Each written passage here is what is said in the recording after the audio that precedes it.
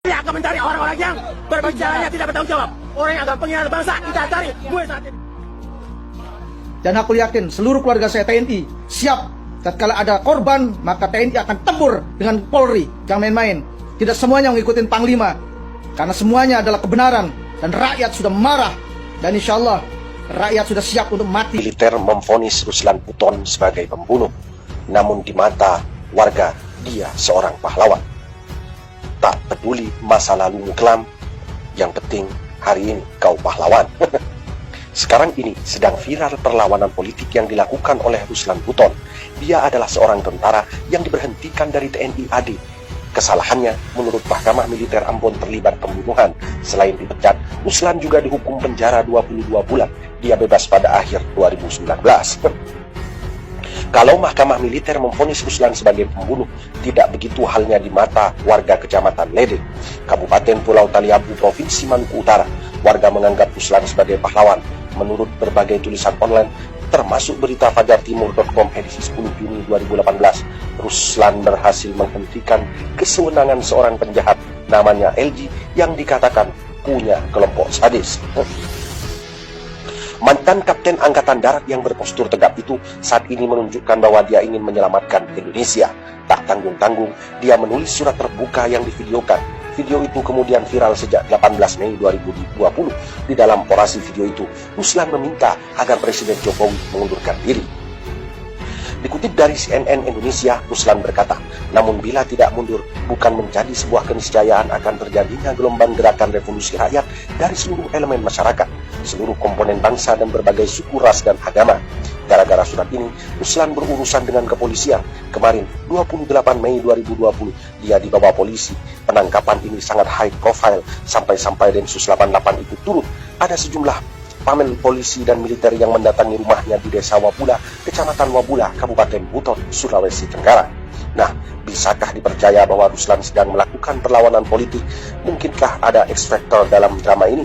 Bagi saya pribadi, saya bersangka baik saja. Saya yakin Ruslan adalah bagian dari banyak orang, bisa jutaan atau puluhan juta, yang sedang resah melihat cara negara dan pemerintahan dikelola. Kalau jutaan orang lainnya memilih dia membisu dalam ketidakberdayaan, Ruslan tampil beda. Dia langsung menghadap Jokowi. Bisa dipahami di dalam dirinya pastilah masih mengalir berliter-liter darah yang tak pernah mengenal takut. Karena itu, saya tidak skeptis tentang motif Ruslan. Saya tak percaya ada faktor-faktor yang memantik perlawanan politik warga Kecamatan Lede ini. Menurut hemat saya, Ruslan memang murni merasa tak nyaman dengan situasi akhir-akhir ini. Mungkin dia telah melakukan observasi yang serius dan panjang terhadap hiruk-pikuk politik Indonesia. Sangat mungkin pula Ruslan telah mengumpulkan banyak catatan buruk tentang penyelenggaraan pemerintahan, misalnya tentang keanehan-keanehan yang terkait dengan investasi Cina, tentang tenaga kerja Cina yang masuk ke negara ini dengan legal maupun tidak legal, tentang utang yang menumpuk, tentang jebakan utang Cina, dan tentang pengaruh Cina yang semakin besar di Indonesia. Boleh jadi Ruslan mengikuti berita, laporan, komentar, dan lain sebagainya mengenai makin banyaknya impor produk makanan, pertanian, dan manufaktur yang datang dari Cina. Sehingga seperti dikatakan banyak orang, Ruslan pun berkesimpulan bahwa apa saja yang diperlukan Indonesia didatangkan dari Cina, sehingga pula kedaulatan negara ini bagaikan berpindah ke genggaman Cina. Bisa jadi juga Ruslan banyak mengamati diskusi-diskursus tentang komunisme dan gejala kebangkitan PKI di negeri ini. Tentang sisa-sisa PKI yang semakin percaya diri, tentang pemameran lambang atau simbol PKI dan komunisme yang semakin sering terjadi di berbagai pelosok negeri. Mungkin pula Ruslan ikut mengamati ketimpangan dalam penegakan hukum dan keadilan. Boleh jadi mantan tentara ini sependapat dengan banyak orang bahwa hukum hanya dibuat untuk mengikat rakyat jelata, tidak untuk elit politik dan elit ekonomi bisnis, tidak untuk para pengusaha dan konglomerat rakus yang menunggu kekayaan Indonesia tanpa syarat dan tanpa batas. Barangkali semua ini membisikkan kekhawatiran ke telinga Ruslan yang kemudian mungkin mengiring pikirannya untuk menyimpulkan bahwa kedaulatan rakyat atas NKRI ini sedang terancam. Wallahu a'lam. Lantas apakah Ruslan Buton sendirian? Tampaknya tidak. Sekarang ini sudah bermunculan tagar-tagar yang bertajuk dukungan untuk Pak Kapten. Baik, Asy'ari Usman. Selanjutnya, yang paling penting bagi tentara adalah moralitas dan semangat juangnya. Ini pun dipaprasin. Begitu saya turun, maka semua yang terbaik dicabut. Kepala Badan Intelijen Strategis, Majen TNI Ilyas, dialah yang menyelesaikan Poso. Silakan diskusi dengan siapapun, siapa yang menyelesaikan Poso. Tetapi dicopot sampai dengan sekarang tanpa jabatan. Termasuk Direktur A, Komandan Satuan Tugas Intelijen yang membongkar senjata, sekarang pun copot tanpa jabatan. Investasi sumber daya manusia di TNI itu ada jabatan tersebut. Panglima Divisi Infanteri 1, Panglima Divisi Infanteri 2 dicopot sampai dengan sekarang tanpa jabatan.